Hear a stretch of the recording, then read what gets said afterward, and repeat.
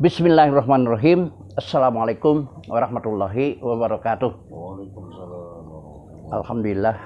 Alhamdulillahilladzi 'allama insan ma lam ya'lam. Asyhadu an la ilaha illallah wahdahu la syarikalah wa asyhadu anna Muhammadan abduhu wa rasuluh la nabiyya ba'dah. Kita panjatkan puji syukur. Alhamdulillah kita kembali bisa bersama-sama mengkaji kembali tentang berbagai aspek petunjuk Allah dalam Al-Qur'an, dalam rangka kita bisa lebih memahaminya dan juga dalam rangka kita lebih meningkatkan keimanan dan ketakwaan kita kepada Allah Subhanahu wa taala. Dan sekalian, hari ini kita akan membahas tentang pemberitahuan sekaligus peringatan Allah yang diterangkan di dalam surat Ad-Dukhan dari mulai ayat 10 sampai ayat 12. Saudara sekalian, Al-Quran sebagai hudalinas, petunjuk bagi manusia, semua manusia. Setiap manusia yang mempelajari Al-Quran bakal mendapat hudan, petunjuk. Petunjuk dari apa? Petunjuk dari segala macam keilmuan yang ada di dalam Al-Quran itu. Sebab Al-Quran itu memberi petunjuk bukan hanya pada konteks ibadah saja, ibadah mahdoh. Pada berbagai aspek kehidupan, Al-Quran memberikan petunjuk. Ya, dari tentang keberadaan jagat raya ini, sains, teknologi, fisika, kimia, biologi, antropologi, ya, berbicara tentang vulkanologi, ya, berbicara tentang kelautan. Al-Quran komplit memberikan petunjuk, memberikan informasi secara global. Namun sayang, umumnya yang disosialisasikan, ya mohon maaf oleh para ajengan, kiai, ustadz gitu, itu lebih banyak berkutat dalam bidang, ya, berputar-putar dalam masalah-masalah yang berkaitan dengan ibadah mahdoh. Umumnya dalam bidang-bidang ibadah terus berputar ke sana. Bahkan di medsos banyak dimuat tentang, ya, padilah-padilah yang membaca Quran, membaca ayat ini, membaca surat ini, membaca sholawat ini, bakal mendapat pahala begini-begini. Dan umumnya banyak menuju kepada kepentingan duniawi. Dimudahkan rezeki, gampangkan bayar hutang, kira-kira berputar seperti itu. Seakan-akan menina-bobokkan. Dan kaum muslimin rahimakumullah, tentu Al-Quran ini harus dipahami petunjuknya dalam semua hal, baik berkaitan dengan ibadah mahdoh maupun ibadah umumnya, yaitu kaitan dengan ilmu pengetahuan dan segalanya. Dalam ayat 10 sampai 12 surat Ad-Dukhan, Allah memberitahukan sekaligus memperingatkan bahwa suatu ketika nanti atmosfer tempat kita sekarang, ya, hidup bernapas ini bakal dipenuhi dengan asap yang nyata. Nah, tentu asap ini bukan asap baik, ya, asap yang melahirkan penderitaan karena ditimbulkan oleh, ya, asap dari pembakaran di pabrik-pabrik, industri, pembakaran dari kendaraan bermotor, pembakaran hutan yang tidak terkendali, ya, sampai orang menderita yang ada di lingkungan itu. Kita baca. A'udzubillahi minasyaitonirrajim. Fartakib yauma ta'tis sama bidukhanin mubin. Yaghshannas hadza adzabun alim. Rabbana kshif annal adzaba inna mu'minun. Allah menyatakan di surat Ad-Dukhan ayat 10, ya. Fartakib yauma ta'tis sama bidukhanin mubin. Tunggulah suatu hari tatkala atmosfer ya tempat kita bernapas ini ya, bidukhonin mubin akan dipenuhi dengan asap yang nyata.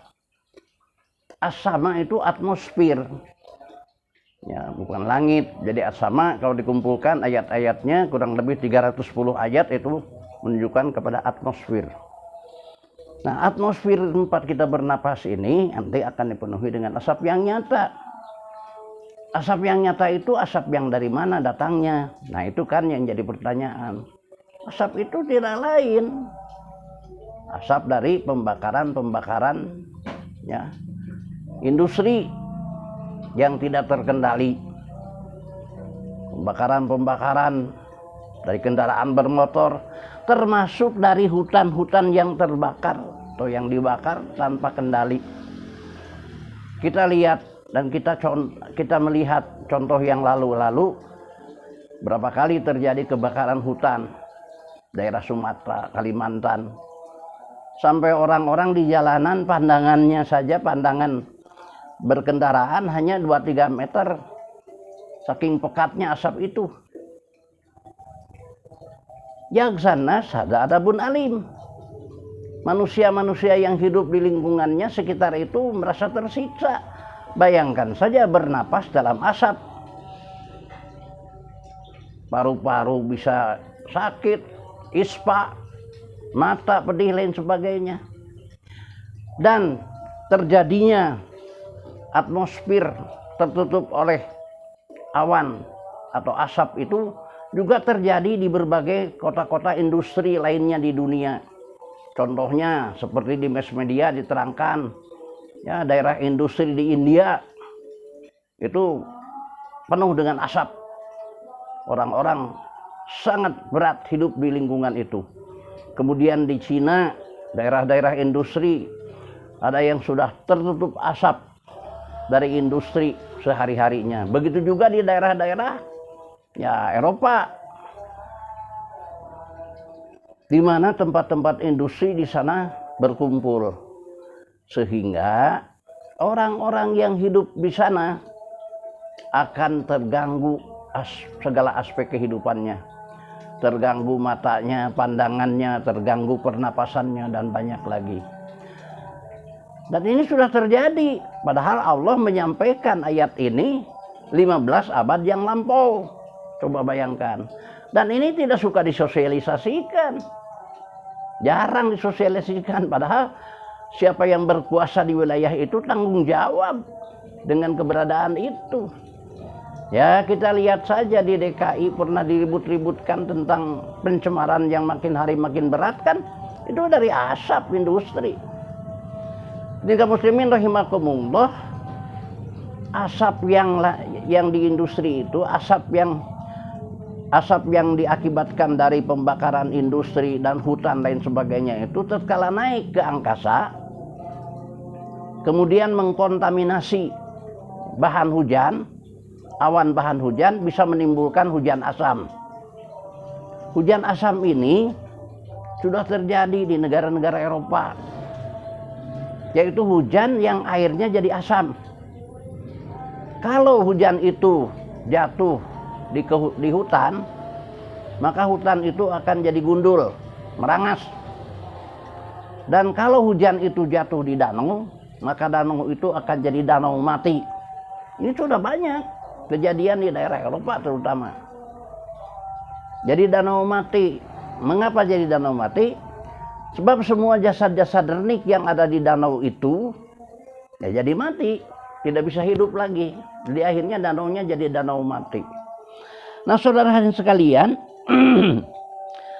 kalau tidak ya bijaksana manusia menghadapi ini, terutama yang punya kekuasaan tentunya,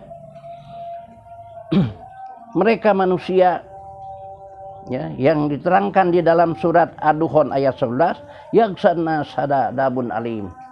Manusia akan hidup tersiksa, akan hidup merasa berat pada lingkungan itu, sehingga mereka berkata, Rabbana kshif annal azaba inna mu'minun. Ya Allah, tolong hilangkan dari siksaan ini.